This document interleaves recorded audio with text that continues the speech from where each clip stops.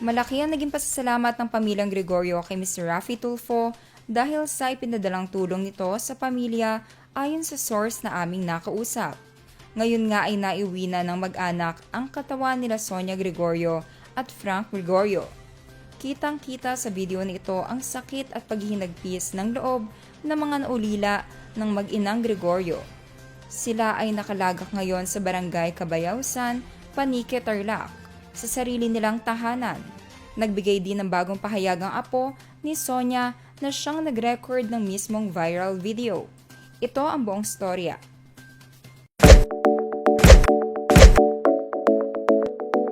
Kwento ni Eliza, dumalaw siya sa bahay ng mga biktima noong linggo upang bisitahin ang kanyang tiyahin, anak ni Sonia at kapatid ni Anton, na inoperahan kamakailan. Napansin daw ni Eliza na nakainom na si Anton o mas kilala bilang Frank Gregorio nang magpuputok ito ng boga. Ang boga ayon kay Eliza ay isang uri ng paputok kung saan naglalagay ng thinner sa loob ng lata tsaka ito sinisindihan para sumabog. Dahil nakainom na, hindi raw masaway si Anton sa paggamit ng boga hanggang sa galit na sumugod sa bahay nila ang pulis na si Nuesca. Ayon pa sa apo ni Sonia Gregorio, kasama raw ni Nuesca ang asawa nito at anak na batang babae. Ayon kay Eliza, sinapak daw ni Nuesca si Frank, tsaka pinagbantaang aarestuhin.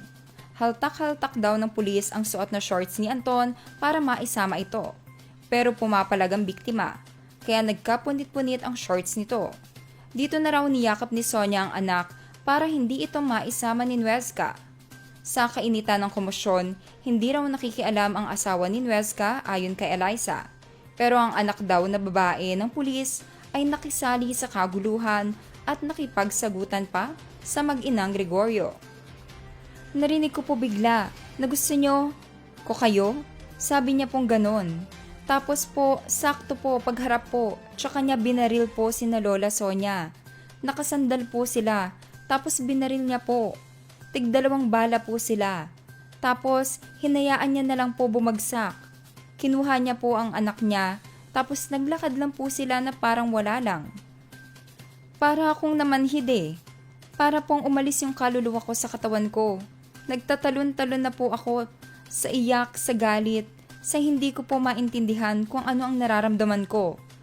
Tapos nakita ko po yung tito ko at lola ko na nakahandusay na sa sahig. Ang lapit-lapit ko lang po sa kanila, pero wala man lang po akong nagawa. Ayon pa sa aming source, ay galit na galit si Mr. Raffy Tulfo at hindi makapaniwala na may taong kayang gumawa ng hindi makataong bagay sa kapwa niya. Pagkatapos nitong mapanood ang video, ay napaluha din daw ang nasabing reporter at nagulat sa kanyang nasaksihan. Nang dumulog ang pamilyang Gregorio sa Raffy Tulfo in action, ay hindi nagdalawang isip ang nasabing host o reporter na ipaabot agad ang tulong sa pamilyang nabiktima ng pulis na si Senior Master Sergeant Jonel Nuesca.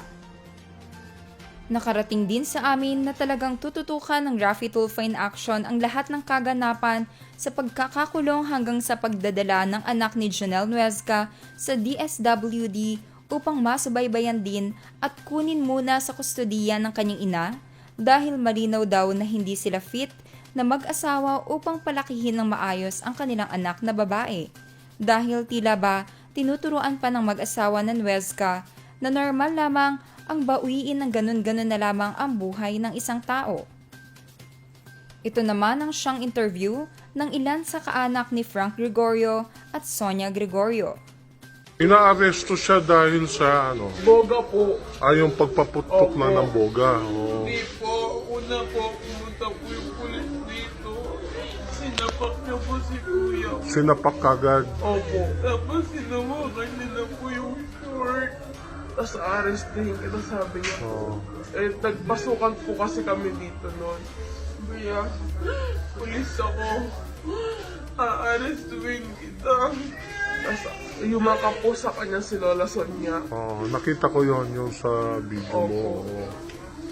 Tapos, sa tindahan Hindi po man sila. lang nakapagpasensya yung pulis na Po, dumating po sila dito, Marlo. Ginagawa sila, ma'am. Okay. Nakikiusap na po sila, nakikiusap na po kami. aside doon sa alitan na yon, ay doon sa nangyaring yon, meron pa ba silang alitan na nangyari ng mga nakaraang araw? Nung ano, wala po. Ang pinakahuling kamitan po nila, yung ano ba, una po kasi, yung hinarang po kami dyan. Hindi naman po nila daan dyan, pero hinarang kami ng pulis. Tapos sinabi niya, anong gusto nyo, ilabas kayo pagkadimonyo ko. Tapos, Yun ang sabi ng pulis. opo. Tapos dumiretso siya dito. Hinahamon niya si kuya ko, pati si kuya Pipoy. Sabi niya, o ano, matapang na kayo. Kaya niyo nang labanan ako. Sabi po nung pulis. Yun po yung unang punta niya dito na trespassing siya. Inulit na naman niya. Inulit na naman. Yung ulit na yun, yun na po yung ginawian. Yun na po.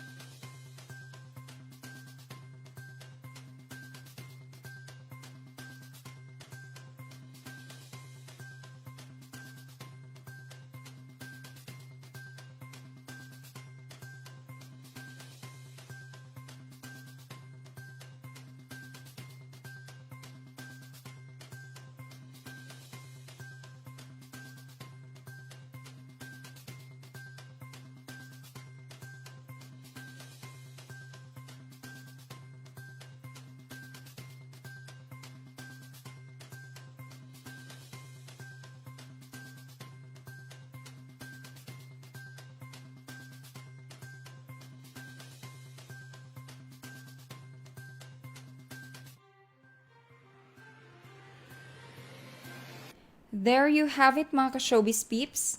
Patuloy nating ipanalangin ang pamilyang Gregorio na makuha nila ang hustisya para sa kanilang pamilya.